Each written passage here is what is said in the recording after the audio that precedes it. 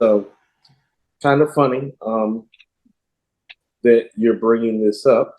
Around the same time, "The Rain" is by Missy Elliott, comes from a song that was released. Let me try to get the actual year that it came I out. think it's I just looked it up too. I think it was 1973. 1973. Yeah, So so about the um, same.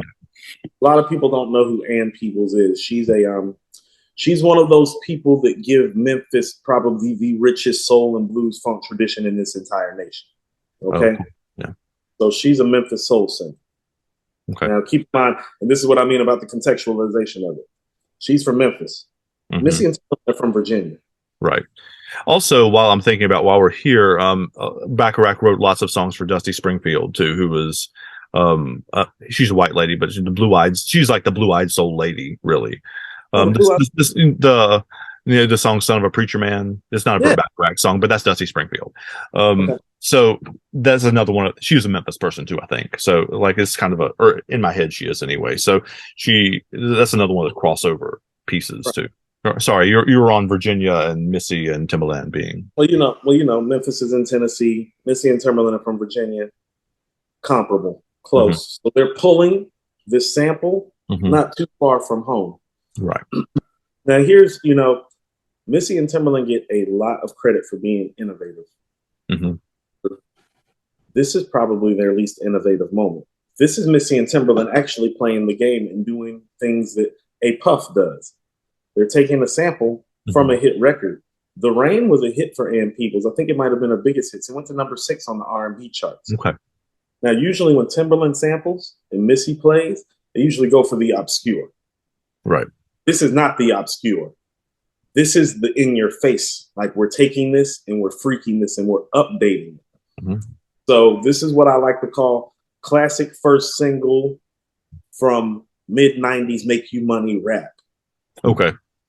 So the innovation that people may think that they hear from this record, no. The innovation is coming from Missy. It's not coming from the way the track is put together. If you go listen to the beat, like, this is probably one of Timbaland's most recognizable beats. It's one of his easiest pull off. Like, the original beat they had, "People's Rain," is the shit, Andrew. It sounds like some of Al Green's best stuff Yeah. musically. One of the things I wrote was like the beat sounds both futuristic and like it's coming from like P-Funk boots. You go like it's coming from that kind of Yeah, funk era. yeah. Like as one of the things that I wrote down too is one of the things that separates this beat from me, and we have to come back to Missy Elliott too, because Missy Elliott is one of my very favorite people. Just as a human being, is one of my very favorite people, as an artist. But what separates this beat for this song for me is that most hip hop beats that I'm familiar with feel driven by the drums, and this Mhm. one feels driven by the bass line more than the drums. That's where Timbaland's different. That's what I mean about him being innovative. A lot of the time, like, Timbaland is probably the only producer that is great with drums that Hmm. don't need drums from the hip hop R&B world. It's like Okay. Timbaland don't need drums to be the main thing about the beat to make the beat great. So Okay. when you're feeling like this is strings oriented, it's like, no, it is. And this is where he is brilliant and innovative, though, because it's like that's where their stuff sounds different. Like, sound wise, imagine it being 1997 and all you're getting is boom, boom, back still.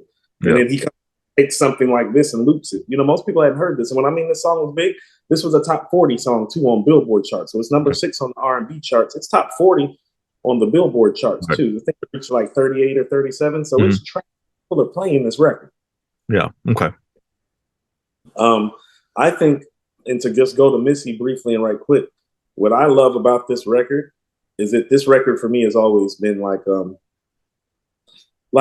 this record coupled with the video is like probably one of hip hop's most psychedelic, like, drug induced songs that doesn't get talked about. Like, nobody talks about like the drug induced side of this song.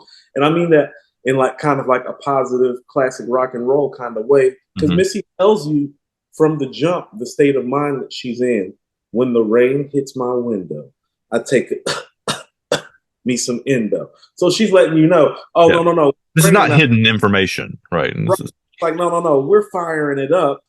And then me and Timbaland. So she like, oh, no, me and Timbaland, when it rains, oh, no, we rolling that shit. We lighting that shit. We're smoking it. We're about to make some fly shit. You know what I'm saying? Yeah. We so tight that you get our styles tangled. That's true. It's even when we talk about them in the wider world, like you talk about the two of them together, like Hard to talk about the other one, even when they get separated. It's like, well, Timberland did this such for such and such. You're like, it's not better than the shit he did for Missy. no, because Missy is also a top level artist too. Like not just she's not just taking something from him and what like she is a top level person all by like, and she's an original too. I think she's a better songwriter than he is producer, and that's saying a lot. Yeah, That's saying she's a special artist for sure. she's a special artist. She's as of one artist that I think black music has ever seen, because as a songwriter, singer, rapper, Yeah. innovator, I don't have anybody who came before her to compare her to, male or female. You know what I mean? Like, she doesn't have a comp before her, and there really hasn't been anybody since her either. Yeah. You know, like, because here's the thing, and this is what I mean, like what she's doing is like she has the her swag and her personality is old dirty bastard slick Rick level, where she's infectious and charismatic, because on some quote unquote rap shit, but she doesn't like measure up. But there's something about Missy. There's something about how she forms the words. There's something about the way she connected the visual aid to the words. This is what I mean about it psychedelic. The second verse goes, beep, beep, who got the keys to the Jeep? Vroom. But if you're watching the video and you see you're driving in the Jeep, right? And then you see them in the Jeep, it's like, oh, these motherfuckers are trippy and they're having a blast. And you're bought in. Like, even if you're like a quote unquote traditional hip hop head like I am, it's hard to hear something like The Rain and not buy in. It's like, well, that's black music. It's like they're making it funky. They're kind of updating it. They've added a couple of funky chords and bass lines behind it. And she's got style. She's got slick Rick, old dirty bastard level style. It's just coming in a female format. So it's kind of off-putting and offsetting the first time.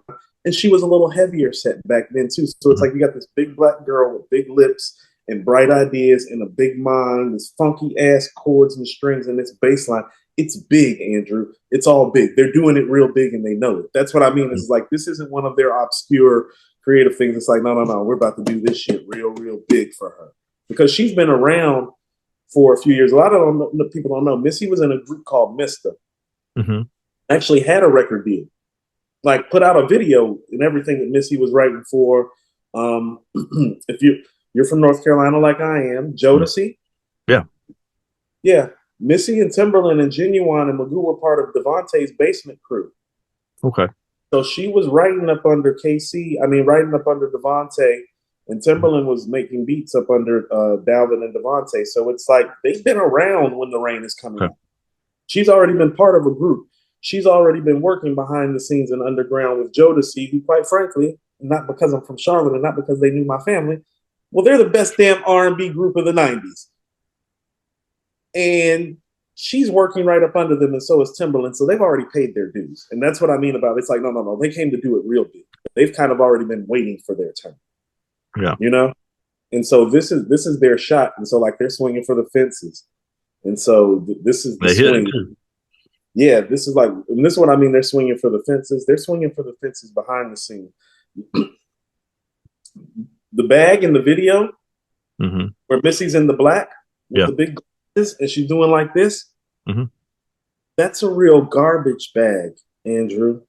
They went to a gas station and wrapped her in it and filled it up with air and rolled her down the fucking street. You get what I mean? Yeah. That's next level commitment to your craft. Yeah, it is. That's why it's like, oh no, I don't need you to rap your ass off. How many rappers do you think? Because keep in mind, she's already making songwriting money. He's already making beat money. They're not super rich, but they're not like poor. Hype Williams is doing this video. Yeah.